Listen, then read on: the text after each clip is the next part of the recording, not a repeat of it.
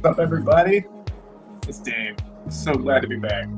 And it's been a while since I've gone live, and I'm sitting here looking at a stack of cool tickets, thinking to myself, wouldn't it be cool to just start sharing these a little bit with people? So here we are, guys, live on a Monday down here at the Ticket Lab, and I have got some tickets. I mean, I've got a lot of tickets, but I've got some tickets here to just sort of talk about.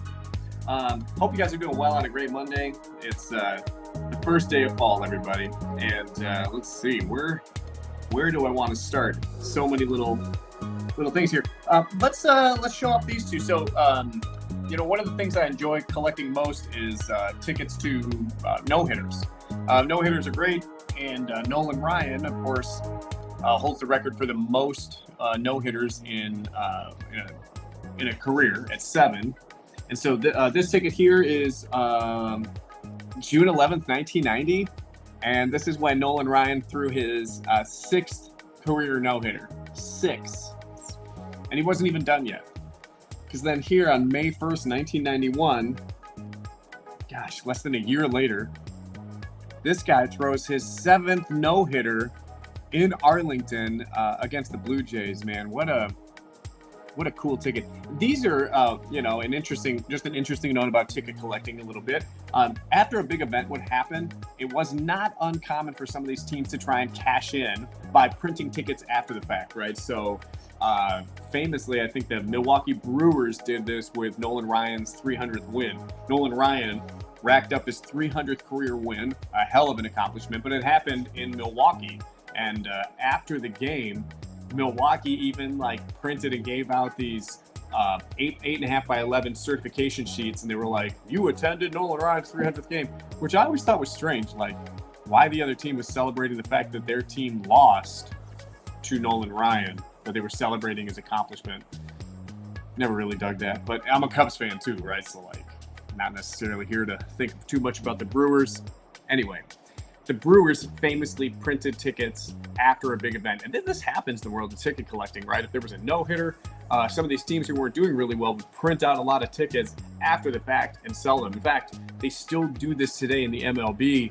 It's much more rare than it used to be. In fact, it's rare that any tickets get printed, but it's very rare. But they do still do this from time to time. The next two tickets are really some fascinating pieces, but these tickets are what I would consider to be undateable, probably.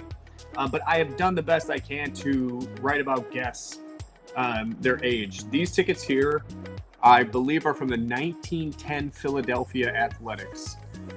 So let's show you the first one here. Now, on some of these old tickets, you guys, there's no way to be able to tell what the date actually is. So you can see there is no season printed on the ticket. And there's no seat number. This is a grandstand ticket, right? So you would have just been more or less general admission.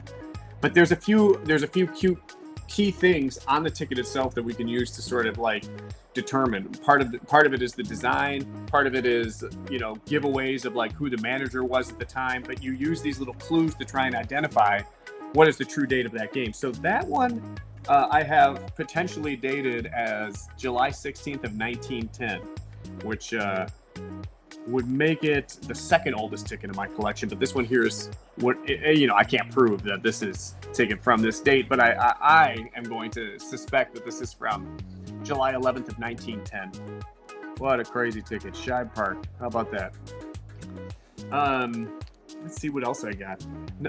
Nothing too shabby here, but this is the 1996 World Series. Derek Jeter clinches his first World Series title here. The Yankees. Gosh, it's escaping me right now off the top of my head who they played in 96. But the Yankees pulled it out and won. Now, this one here is a little bit faded, right? And so you can see this in some of these old thermal printed tickets that they would fade pretty badly with time. So I'll bring it in. But this is the Survivor Series on November 15th, 1998, with a little fella by the name of Dwayne "The Rock" Johnson. Wins his first WWF title. Man, these are cool. Hard to find. This is the Kiel Center. Gosh, it's escaping me where the Kiel Center is right now, too. Not Indianapolis, but I feel like it's a small market. Maybe St. Louis? maybe St. Louis. But I remember it's a small market venue, so it's a kind of a tough ticket.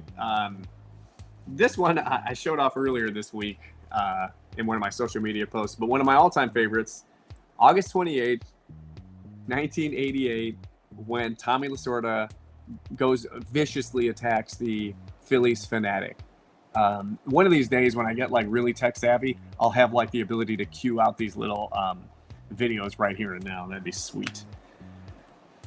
Let's see what else we got. This is a kind of a solemn one, but also kind of a recent one too. But this is an unused ticket to the Yankees game on September 11th, 2001.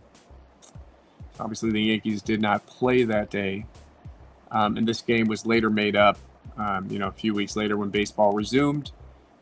So this ticket, while it's an unused ticket from a game that was canceled, this would have gotten the person into the follow-up game.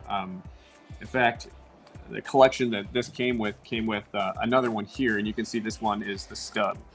So this is the full ticket, and you can see the full ticket has this extra piece down here the usher would have kept. So it looks like on September 11th, 2001, this Yankees fan would have been able to go to the game had it been scheduled, but they weren't able to go, and then, because of the terrorist attacks and all that. So then it looks like on the date that the game is rescheduled, they only used one out of the two tickets, leaving this a rare relic from September 11th, 2001. See if I can leave it on a higher note than that, eh? I'm like, it is what it is. Like, I've got kids. They love Taylor Swift. And I, by default, have listened to quite a few Taylor Swift songs. And I think that collecting Taylor Swift concert tickets, some of them have like really interesting stories. So this one here is August 27th, 2009. Taylor Swift performs for the first time at Madison Square Garden. I love the theme of collecting ticket stubs to nationally known artists who make their Madison Square Garden debut. I just think it's a fascinating venue. And it's fascinating because, only the biggest artists in the world would ever get to play MSG. So to get their first ticket and imagine being there that night, or even in my mind, imagine being the artist as they approach the stage that first time at MSG. So that's a cool one there. August 27th, 2009, Taylor Swift performs at Madison Square Garden for the first time.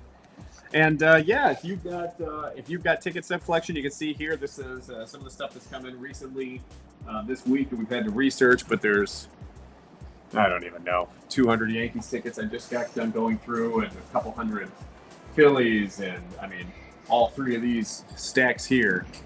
Those are all Phillies tickets. There's a whole bunch of stuff back there. Just a lot of great stuff coming in, and I've been trying to tell myself, I'm like, I should be sharing this more in a live video so people can check out the stuff that I'm preserving and buying. I hope you guys are doing well. If you have a great ticket collection, or just an average ticket collection, or any ticket collection at all, I hope you reach out. My name's Dave. I'm preserving the past, one ticket stub at a time. And I hope you guys will join me. #Save the Stubs. All right. Thanks for joining me, guys. Talk to you later. Bye.